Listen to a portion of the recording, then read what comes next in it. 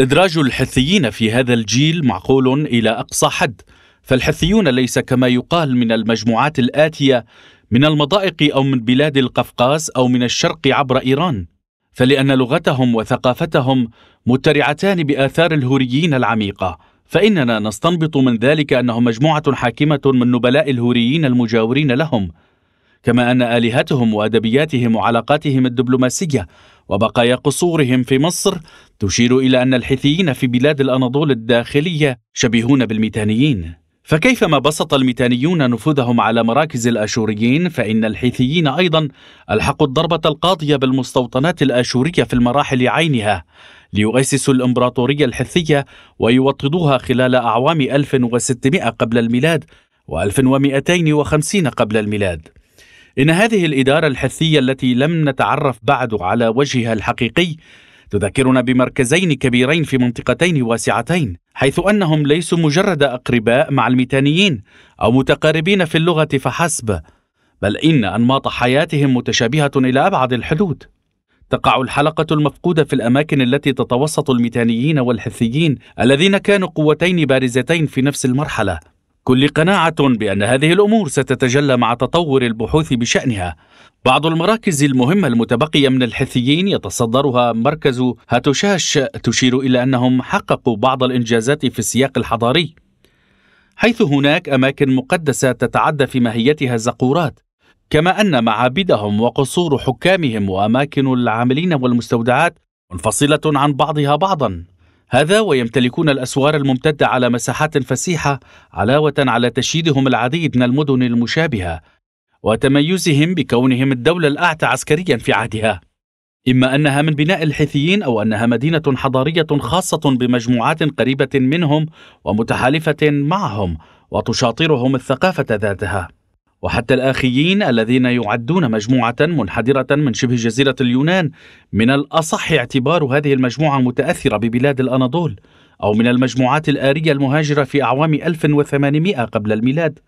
أما إرجاع جذورها إلى الشمال وانحدارها من أوروبا فهو تفسير معاكس لمسار انتشار الحضارة المدينية. الخطأ نفسه يرتكب بحق الحيثيين أيضا والأشكياوة شمالي أنطاليا، والكشكائيين شعوب البحر الأسود في شمالهم، والكيليكيين في تشاقوروفا الشعب القاطن في جبال طوروس، وكذلك اللاويين البارزين في نفس المرحلة لمدة طويلة.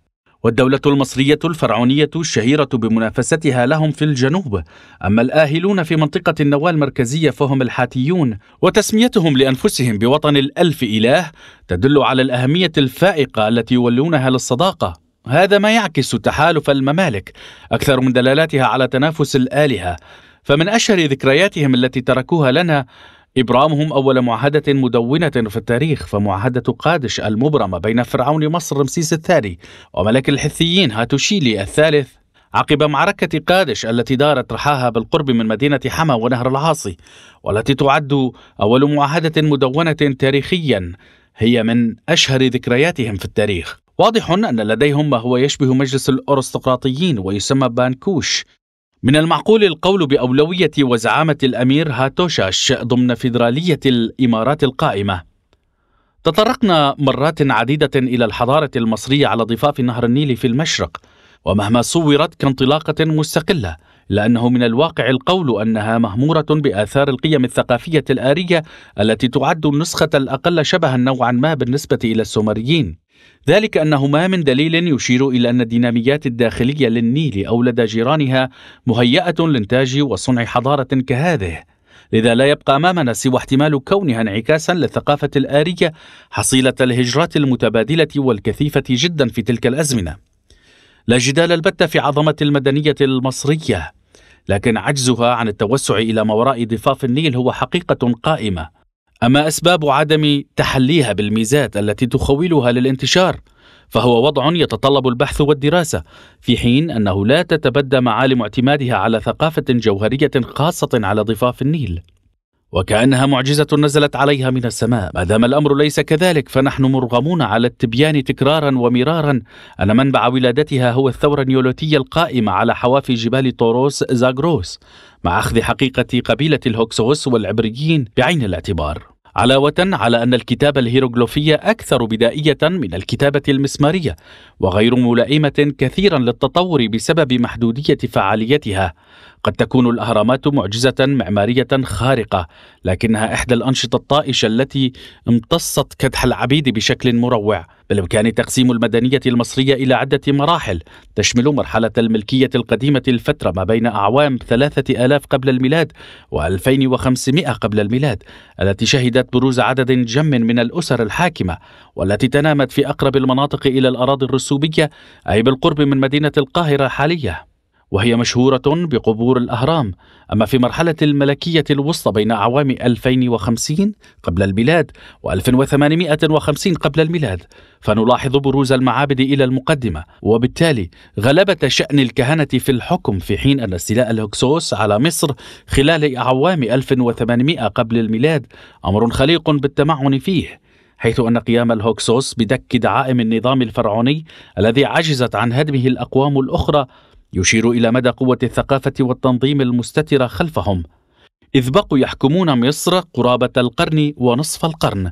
بدأت مرحلة الملكية الجديدة في أعوام 1600 قبل الميلاد مع سيتي الأول، وهي تتزامن مع مرحلة تطور التجارة تماما مثل ما لدى الآشوريين. وقد تطورت مرحلة الملكية الجديدة هذه في أقاصي جنوب النيل في الكرنك تماما مثل ما ظهر الآشوريين في أقاصي شمال ميزوبوتاميا السفلى، وانتقلوا إلى مرحلة جديدة من بناء القبور في هذه المرحلة، إلى جانب تدني منزلة الكهنة إلى المرتبة الثانية رغم كونهم لا يزالون أشداء.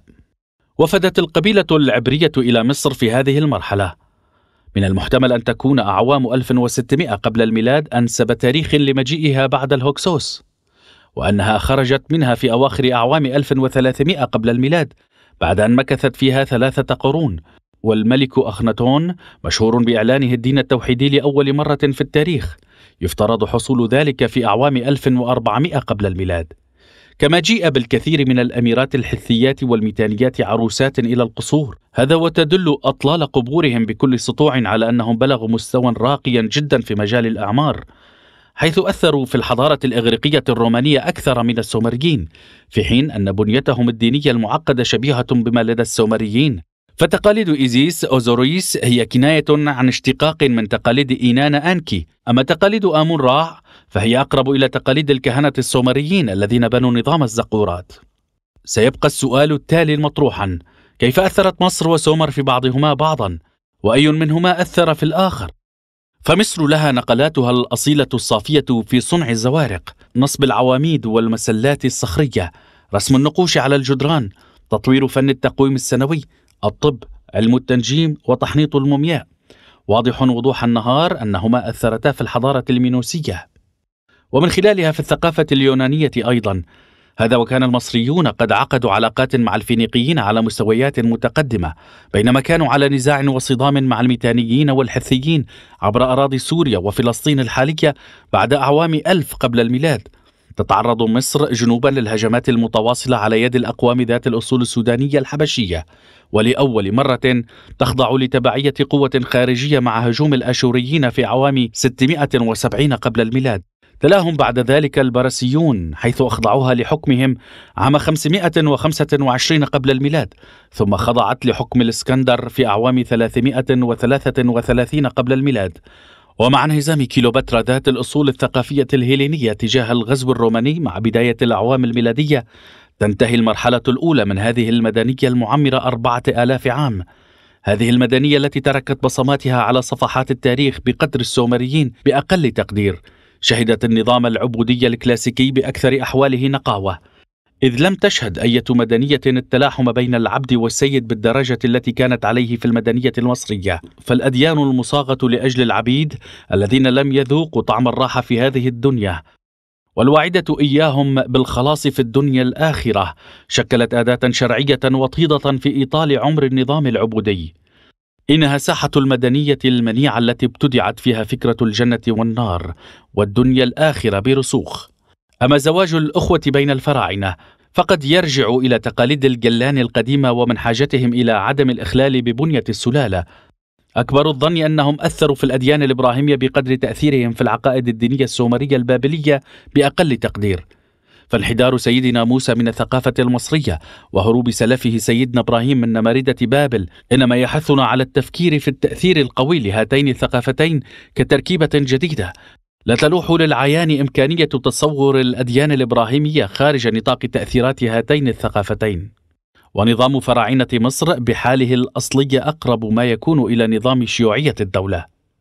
تعتبر حضارة أورارتو أيضا من حضارات الجيل الأول، ويجمع على احتمال بدء توجه الأوراراتيين نحو أول نظام ملكي مركزي في أعوام 870 قبل الميلاد بعد سياق طويل من الكونفدراليات المكونة بالاشتراك مع النائيريين الذين كانوا على صراع دائم مع الأشوريين الشعب النائيري يعني شعب الأنهار، ربما المقصود بهم الكرد الأصليون المتواجدون في المناطق بين نهر دجلة وروافده. فعندما يفتخر الملك ساردوري على الأرجح إن هذه الكلمة تعني سردار في المدونات الأشورية بقضائه على جميع أعدائه والنيل منهم بدعم كبير وإشراف سديد من الإله العظيم خالدي، أكبر الظن أن كلمات خودي، غوديا، القوط تنبع من اسم الإله عينه، فما يعنيه الله بالنسبة للساميين هو ما يعنيه غوديا في الثقافة الآرية، وهي كلمة تعني المتكون من تلقاء نفسه.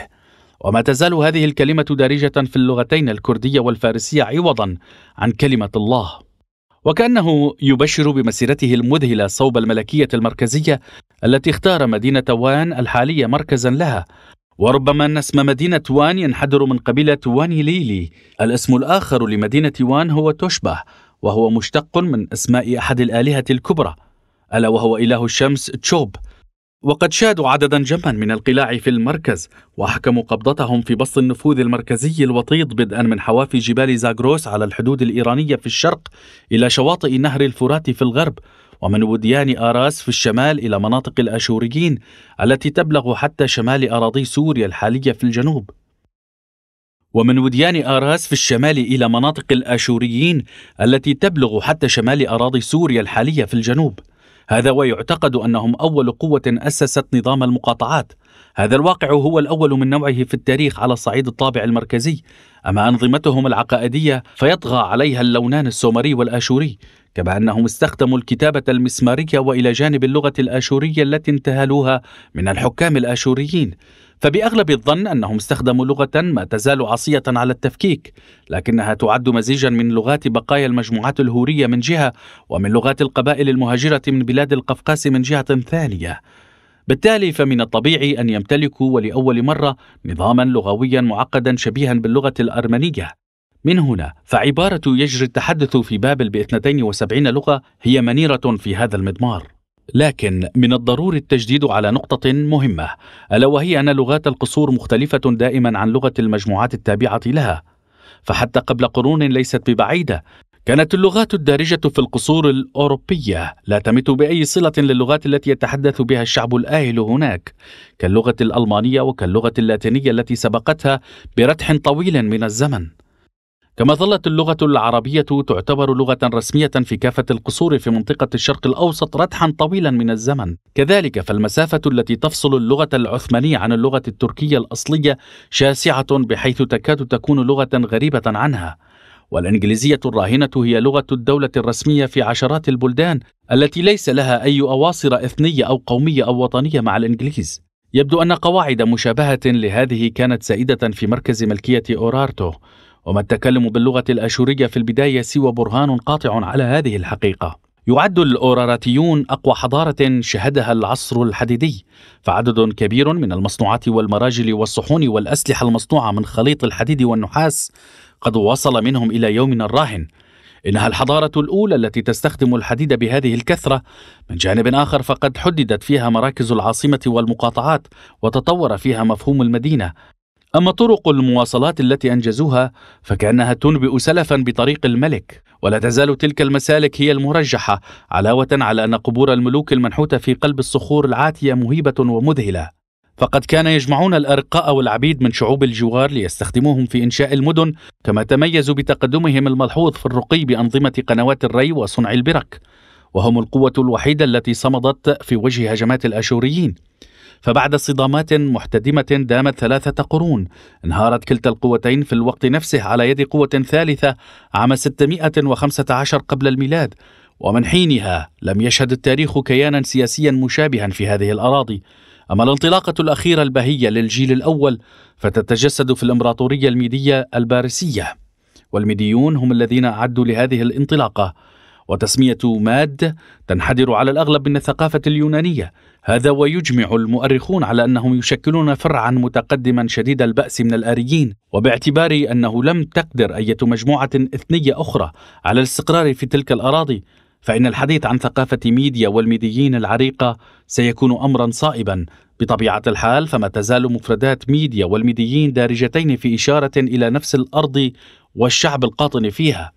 يلاحظ أن الميديين أنجزوا تراثهم وتحولهم الثقافي في جبال زاغروس، حيث يمكن إرجاع أصولهم إلى الكوتيين والكاشيين، هذا وثمة إجماع على احتلالهم مكانهم في قائمة أسماء الهوريين عموما.